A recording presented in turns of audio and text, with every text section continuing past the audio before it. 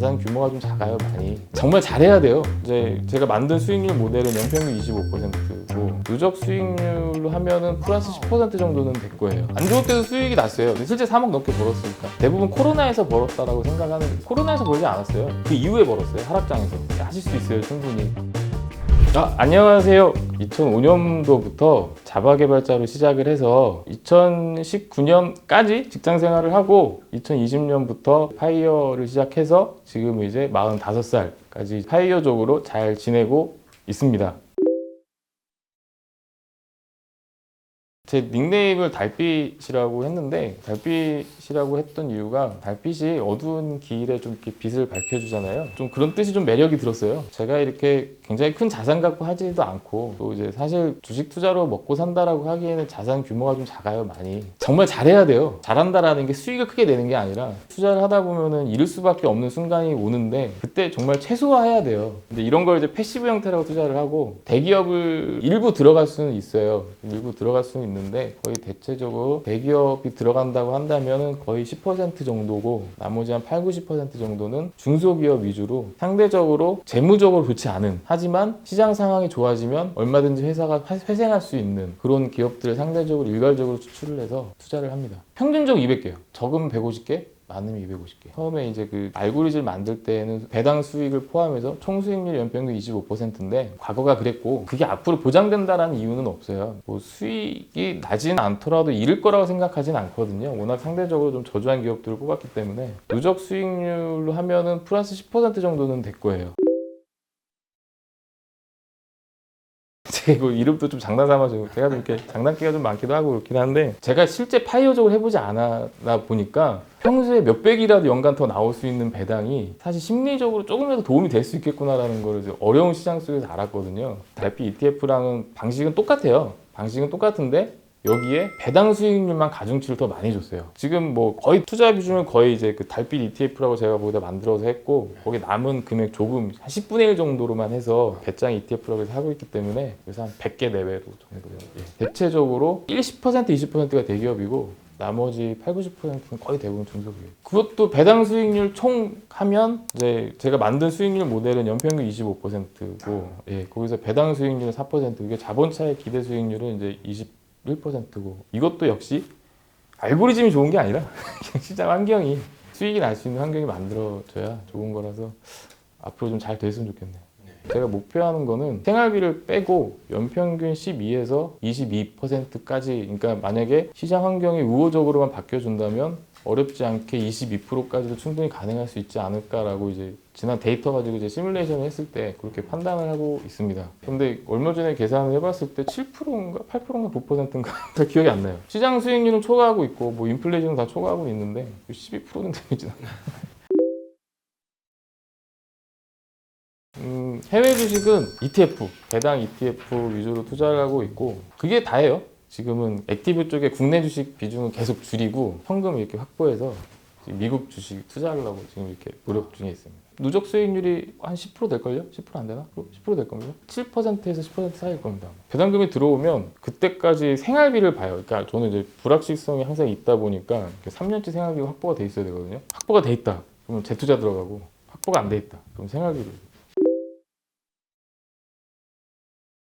하실 수 있어요, 충분히. 근데 모듈을 자체적으로 만든다라는 수준이 어느 정도냐면 상당히 난이도가 있는 그 개발 스킬을 요구합니다. 그래서 아마 웬만한 개발자들도 못할 거예요. 특히 직장 다니면서 더더욱 못할 거예요. 근데 일반인도 그럼 포기하냐? 그렇지는 않아요, 절대로. 왜냐하면 그 모듈이 필요한 게 아니라 전반적인 데이터가 어떻게 흘러가는지를 보는 거거든요. 정말 그 성실함과 어떠한 집요함, 어떤 노력이 필요한 거지, 사실 모듈이 필요한 건 아니에요. 저는 사실 모듈 필요 없어요 라고 얘기를 해요. 그리고 모듈은 오히려 더 해가 될 거라고 생각을 하거든요. 그 이유는 뭐냐면 모듈은 데이터를 넣고 결과만 나오잖아요. 그 과정에 대한 어떤 느낌이 없어요. 그러니까 실제 내 수기로 손으로 직접 데이터를 나열해 가면서 어떻게 변화하는 과정이나 이런 거 직접 보지를 못했기 때문에 모듈을 써서 본다라고 하는 거는 직관을 늘리지 못할 거예요. 그래서 사실 제가 보기에는 일반인들도 충분히 데이터를 좀 구해서 엑셀이나 이런 거, 요즘 엑셀 굉장히 좋잖아요. 엑셀을 이용해서 좀 이렇게 집요한 근성을 갖고 전반적인 시장 어떠한 좀 흐름이나 이런 것도 알려고 노력을 한다면 제가 보기에는 얼마든지 가능하다고 봐요.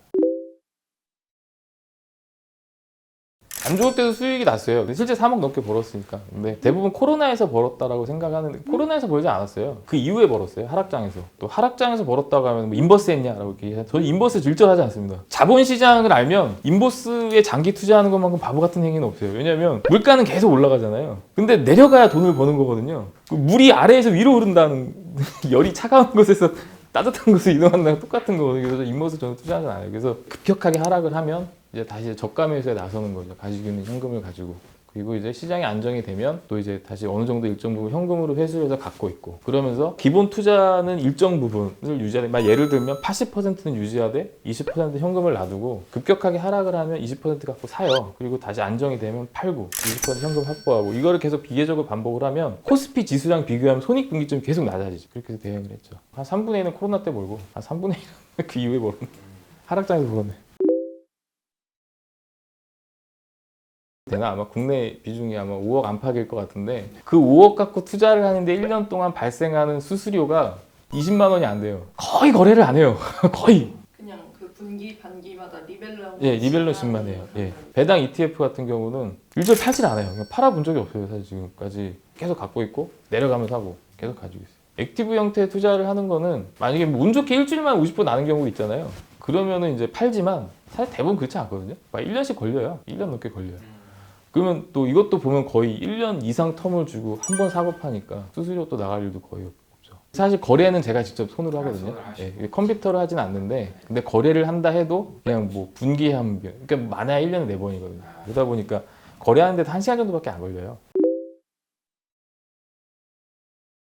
되게 많죠. 왜냐면은 워낙 많은 종목에 투자를 하잖아요. 패시브 같은 경우는. 거긴 절반 이상의 손실이에요. 확률적으로 보면 한 40%가 손실이고 20-30%가 그냥 그저 딱 그 수준, 매수가 수준이고, 나머지가 이제 올라가는데, 올라가는 게 꽤 많이 올라가요. 그래서 올라가는 게 손실분을 이제 상쇄하는데, 흐름을 보면은 이미 안 좋은 걸 샀잖아요. 그렇기 때문에 그렇게 많이 안 내려가요. 내려가더라도. 근데 이미 좀 해롱해롱한 걸 샀잖아요. 이게 좀 상태 안 좋은데 좀 이렇게 망할 것 같기도 하고, 근데 그런 애가 또 살아나잖아요. 되게 많이 올라가요. 그러니까 전체적으로 합하면 수익이 나죠. 그렇게 연평균 20%씩이라. 그래서 수익이 많이 난 거, 이미 많이 오른 거, 그거는 그냥 다 매도해요. 그리고 리밸런싱 할 때, 처음에 살 때는 좀 안 좋은 거 산 거잖아요. 근데 1년이 지나고 나서 리밸런싱 할 때 보면 정말 안 좋아졌어요.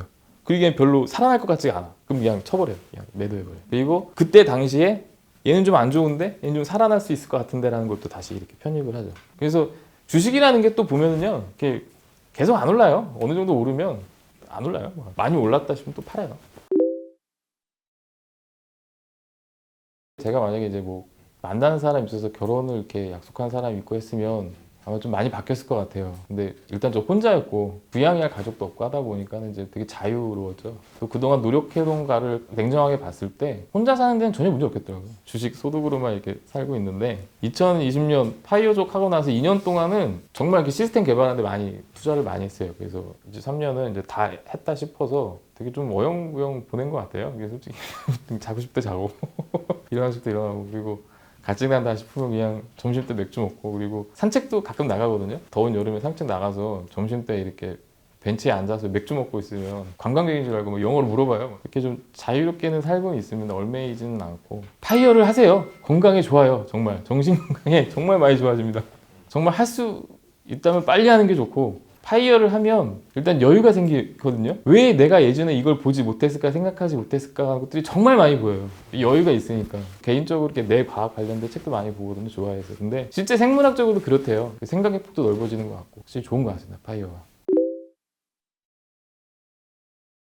그동안 이제 좀 검소하게 살았는데 좀 지겹기도 하고 답답하기도 하고, 그래서 이제 좀 놀러도 다니고 이제 그러려고 합니다. 그래서 한 4, 5년 정도는 좀 해외여행도 좀 많이 다녀보고 자유롭게 살고요. 그리고 지금부터 한 8년에서 10년 정도 이후에 자산운용 회사를 만들어 보고 싶어요. 제가 주식을 계속 연구하다 보니까 자연스럽게 꿈이 하나가 생겼는데, 상장 회사를 한번 갖고 싶더라고요. 자산운용 회사를 만들고 정말 이제 원하는 대로 잘 된다고 한다면은 그 회사를 상장시켜서 네이버에서 이름 있으면 코스피 상장회사 그렇게 나오는 게 좀 목표라서 해보고 싶은데 잘 됐으면 좋겠습니다. 요즘 그 장사꾼들이 너무 많아요. 그러니까 사실 깊이 있게 공부를 하고 나서야, 그 메커니즘을 알고 나서야 이해가 될 수 있는 그런 부분들인데 그런 부분들을 알지 못하면은 요즘 장사꾼들이 너무 많아서 옳지 않는 투자를 할 가능성이 되게 높아요. 돈을 버는 방법을 먼저 보지 말고 잃지 않는 방법을 먼저 보려고 노력을 하세요. 정말이에요. 이거는 정말이고. 그래서 위험을 인식하는 방법을 먼저 알고 위험을 인식하는 방법을 알면 자연스럽게 회피하는 방법을 자연적으로 유도가 돼요. 그리고 회피하는 방법을 알면 자연스럽게 돈을 버는 방법만 남아요. 너무 이렇게 좀 단기적 이익에 집착하지 말고 좀 저축을 하시면서 위험을 인식하는 방법을 먼저 보셨으면 좋겠어요. 계속 습관이 되다 보면 파이어를 하실 수 있을 거라고 봐요. 그리고 파이어를 먼저 하세요. 어떤 분들은 주식 투자 변동성도 크고 그리고 이렇게 변동성 클 때마다 스트레스 굉장히 크고 심할 거라고 이렇게 생각하시는 분들도 많은데 실제 그렇지 않아요. 절대로. 고객이 갑질하는 게 스트레스가 100만 100건 정말로. 건강한 투자를 하셔서 꼭 파이어 하셨으면 좋겠습니다.